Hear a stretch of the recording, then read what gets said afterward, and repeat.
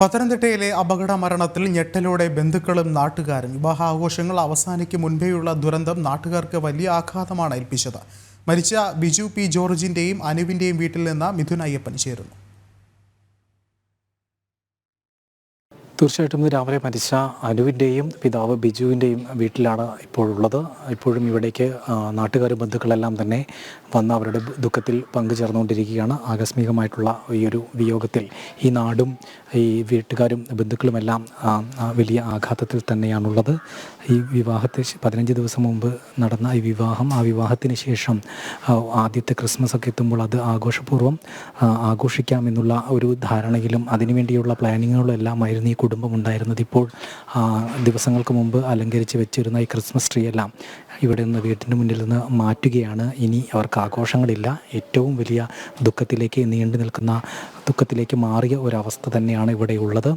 ഇവരുടെ സംസ്കാര ചടങ്ങുകളെല്ലാം എങ്ങനെ എപ്പോഴെന്നുള്ള സംബന്ധിച്ച വിവരങ്ങളെല്ലാം ഇനി വിദേശത്തുള്ള ബന്ധുക്കളുണ്ട്, അവരെല്ലാം മടങ്ങിയെത്തിയതിനു ശേഷം മാത്രമേ സാധ്യമാകൂ. ഈ വിവാഹം കഴിഞ്ഞ് 15 ദിവസം മാത്രമേ ആയിട്ടുള്ളൂ. ഈ വിവാഹത്തിന് ശേഷം 3-4 ദിവസങ്ങൾക്ക് ശേഷം ഇവരുടെ വിദേശത്ത് ഉള്ള ബന്ധുക്കളെല്ലാം തന്നെ മടങ്ങിയിരുന്നു.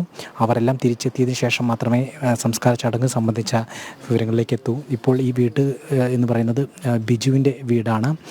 അദ്ദേഹം സൈന്യത്തിൽ നിന്ന് വിരമിച്ചതിന് ശേഷം നാട്ടിൽ വളരെ എല്ലാവരോടും സഹകരിച്ചുകൊണ്ട് നിൽക്കുന്ന ഒരു സ്വഭാവമാണ് ഉണ്ടായിരുന്നത്. എല്ലാവരോടും നല്ല സഹകരണമായിരുന്നു, ഉത്സാഹിയായിരുന്നു. അതിനുശേഷം ഇവിടെ സെക്യൂരിറ്റി ജോലിയെല്ലാം ചെയ്യുമ്പോഴും വലിയ സുഹൃത്ത് വലയം ഈ ബിജു പി ജോർജിനുണ്ടായിരുന്നു. അത്തരത്തിലെല്ലാം തന്നെ എല്ലാവർക്കും വളരെ പ്രാപ്തനായിരുന്ന ഒരു വ്യക്തിയായിരുന്നു അദ്ദേഹം. അതുകൊണ്ട് തന്നെ ഇവിടെ അദ്ദേഹത്തിൻ്റെ വിയോഗം നാട്ടുകാരെ സംബന്ധിച്ചിടത്തോളം വളരെ ഞെട്ടിയിരിക്കുന്നു. അദ്ദേഹവും അദ്ദേഹത്തിൻ്റെ കുടുംബവുമെല്ലാം വളരെ സന്തോഷത്തിൻ്റെ ദിവസങ്ങളിലായിരുന്നു കഴിഞ്ഞ ഏതാനും ആഴ്ചകളായി തന്നെ ഉണ്ടായിരുന്നത്. പിന്നീട് പൊടുന്നനെ ഇത്തരത്തിൽ ആ സന്തോഷമെല്ലാം പാതിയിൽ തകരുന്ന ഒരു അവസ്ഥയിലേക്ക് എത്തപ്പെട്ടു പോയി. ഏതായാലും ഇപ്പോൾ ദുഃഖാർതരായ കുടുംബങ്ങളെ ആശ്വസിപ്പിക്കുന്നതിന് വേണ്ടി ബന്ധുക്കളും വീട്ടുകാരും ഈ അനുവിൻ്റെ സുഹൃത്തുക്കളുമെല്ലാം അവരുടെ ബന്ധുക്കളെ ആശ്വസിപ്പിക്കുന്നതിന് വേണ്ടി ഈ വീട്ടിലേക്ക് എത്തുകയാണ്. പുരോഹിതരും എത്തിയിരുന്നു. വേണ്ട രീതിയിലുള്ള പിന്തുണയും ദുഃഖത്തിൽ പങ്കുചേരുകയും ചെയ്തു. ഇനി അന്വേഷണവുമായി ബന്ധപ്പെട്ട കാര്യങ്ങൾ പുരോഗമിക്കുന്നുണ്ട്. പ്രാഥമികമായിട്ടുള്ള അന്വേഷണം, പ്രാഥമികമായിട്ട് വിലയിരുത്തലുകളെല്ലാം തന്നെ നടന്നു കഴിഞ്ഞു. വിവിധ രീതിയിലുള്ള നിഗമനങ്ങളിലേക്ക് എത്തിയിട്ടുണ്ട്. വാഹനത്തിൻ്റെ വേഗത അപകടത്തിൻ്റെ ആഘാതം വർദ്ധിപ്പിച്ചിട്ടുണ്ടാവാമെന്നും ഒപ്പം തന്നെ ഇത്തരത്തിൽ ഡ്രൈവർ ഉറങ്ങിപ്പോയതാകാം കാരണമെന്നും എല്ലാമാണ് ഇപ്പോൾ പ്രാഥമികമായിട്ടുള്ള നിരീക്ഷണത്തിലേക്ക് എത്തിയിട്ടുള്ളത്. ഈ ബിജു തന്നെയാണ് വാഹനം ഓടിച്ചിരുന്നത്. ഈ രാത്രി 9 മണി മുതൽ ഇത്തരത്തിൽ വാഹനം ഓടിക്കുന്ന ഒരു സ്ഥിതിവിശേഷമാണ് ഉണ്ടായിരുന്നത്. തിരുവനന്തപുരത്തേക്ക് പോകുന്നു. പിന്നീട് പുലർച്ചെ 4 മണിക്ക് ശേഷമാണ് അപകടം ഉണ്ടാകുന്നത്.